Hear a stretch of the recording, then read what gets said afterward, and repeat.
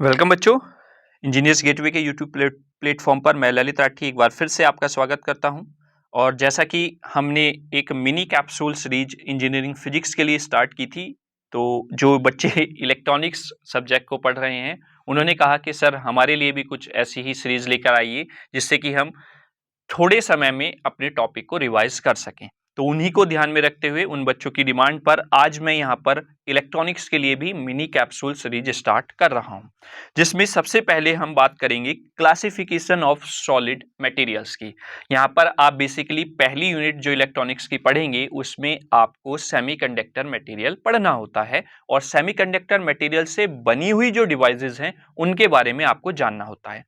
तो आज हम यहाँ पर क्लासिफिकेशन ऑफ सॉलिड मटेरियल्स की बात करेंगे।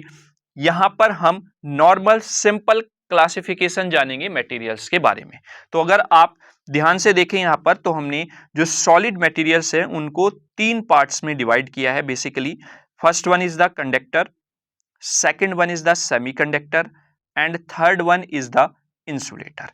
ठीक है, तो हुआ क्या कि जब हमारे पास इंसुलेटर और कंडक्टर दोनों मटेरियल्स थे, तो जहां पर हमें सप्लाई नहीं देनी थी या फिर जहां पर हमें इलेक्ट्रिसिटी नहीं पहुंचानी, वहां पर हम इंसुलेटर का प्रयोग कर लेते हैं। ठीक है, क्योंकि इंसुलेटर एक ऐसा मटेरियल है जिसमें फ्लो ऑफ करंट नहीं होता है, करंट का फ्लो नहीं देखने को मिलता है। ठीक है, और अच्छे से क्यों नहीं देखने को मिलता ये तब समझ में आएगा आपको जब हम इसके क्लासिफिकेशन को on the basis of energy band diagram discuss करेंगे। वो नेक्स्ट मिनी कैप्सूल की वीडियो में हम डिस्कस करने वाले हैं। ठीक है, तो इंसुलेटर में क्या होता है कि करंट का फ्लो नहीं हो पाता है, यानी कि करंट जो होती है वो क्या होती है, वो जीरो होती है।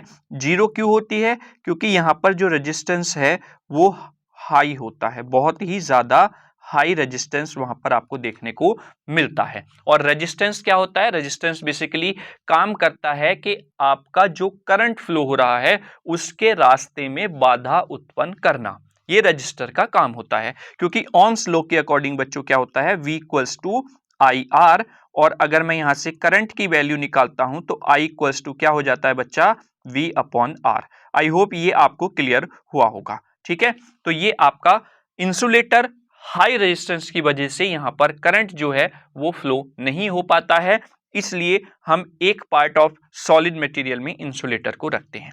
अब इसके दूसरे हिस्से की बात करें तो जब हमें करंट फ्लो कराने की जरूरत थी तब हमने कंडक्टर मटेरियल का यूज किया।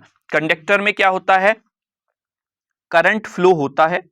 ठीक है, और करंट क्यों फ्लो होता है? क्योंकि यहां पर जो रेजिस्टेंस है कंडक्टर का वो लो होता है। लो रेजिस्टेंस तो करंट फ्लो होगा, क्योंकि ओम्स लॉ के अकॉर्डिंग अभी हमने देखा I equals to V upon R होता है। तो R की वैल्यू अगर कम होगी तो करंट की वैल्यू ज्यादा होगी, R की वैल्यू ज्यादा होगी तो करंट की वैल्यू कम होगी। ये आपका सिनेरियो होता है। ठीक है, तो अब हमारे पास दो मटेरियल थे पहले से, इंसुलेटर और कंडक्टर। जहां पर आपको करंट स्टॉप करानी है वहां पर आप इंसुलेटर का यूज कर सकते हैं, और जहां पर आपको करंट का फ्लो कराना है वहां पर आप कंडक्टर का यूज कर सकते हैं।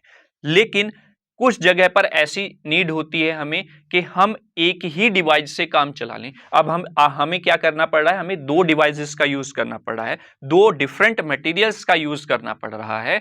तो इस चीज को रिमूव करने के लिए एक और मटेरियल की यहां पर खोज की गई जिसका नाम था सेमीकंडक्टर। तो सेमीकंडक्टर एक ऐसा मटेरियल है जो conductor as well as insulator दोनों की तरह बिहेव करेगा। क्लियर है? यानी कि जब जरूरत पड़ेगी it work as a insulator, that means उसमें करंट का फ्लो नहीं होगा, उसमें करंट जीरो रहेगा। और जब जरूरत पड़ेगी एज ए कंडक्टर, यानी कि उसमें करंट फ्लो होगा, तब आप सेमीकंडक्टर का यूज कर सकते हैं। ठीक है, समझ में आ गया? तो कहने का मतलब यह है कंडक्टर और इंसुलेटर के बीच का मटेरियल है आपका सेमीकंडक्टर। Is that clear? ठीक है, अब किसमें कितना करंट फ्लो होता है, किसके हिसाब से करंट फ्लो होता है, किसमें ज्यादा करंट फ्लो होता है, वो हम एनर्जी बैंड डायग्राम के हिसाब से और अच्छे से क्लियर नेक्स्ट वीडियो में करेंगे। ठीक है, अब अगर मैं सेमीकंडक्टर के क्लासिफिकेशन की बात करूं तो सेमीकंडक्टर मटेरियल आपके दो तरीके के होते हैं, इंट्रिंसिक सेमीकंडक्टर होता है और एक्सट्रिंसिक सेमीकंडक्टर होता है। इंट्रिंसिक सेमीकंडक्टर और एक्सट्रिंसिक सेमीकंडक्टर। तो क्लासिफिकेशन ऑफ सेमीकंडक्टर मटेरियल जो दोनों इंट्रिंसिक और एक्सट्रिंसिक है, ये हम डिटेल में डिस्कस करेंगे जब हम क्लासिफिकेशन ऑफ सेमीकंडक्टर की बात करेंगे। क्लियर है? तो I hope classification of solid materials में आपको पता चला होगा कि आपका जो 3 मटेरियल होते हैं, इंसुलेटर, कंडक्टर और सेमीकंडक्टर, हम इन 3 पार्ट्स में क्लासिफाई करते हैं अपने मटेरियल्स को। तो ये आपका बेसिक टॉपिक था इलेक्ट्रॉनिक्स का। आई होप आपको समझ में आया होगा। वीडियो को ज्यादा से ज्यादा शेयर कीजिए, क्योंकि अब इलेक्ट्रॉनिक्स वाले जो बच्चे हैं उनके लिए भी ये मिनी कैप्सूल सीरीज मैंने स्टार्ट कर दी है।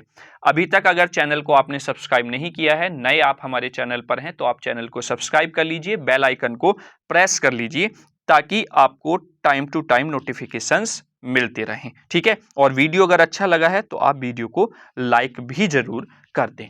ठीक, तो चलिए अगली वीडियो में मिलते हैं क्लासिफिकेशन ऑफ सॉलिड मटेरियल्स, किस बेसिस पर? उनके एनर्जी डायग्राम के बेसिस पर। ठीक है? Thank you so much.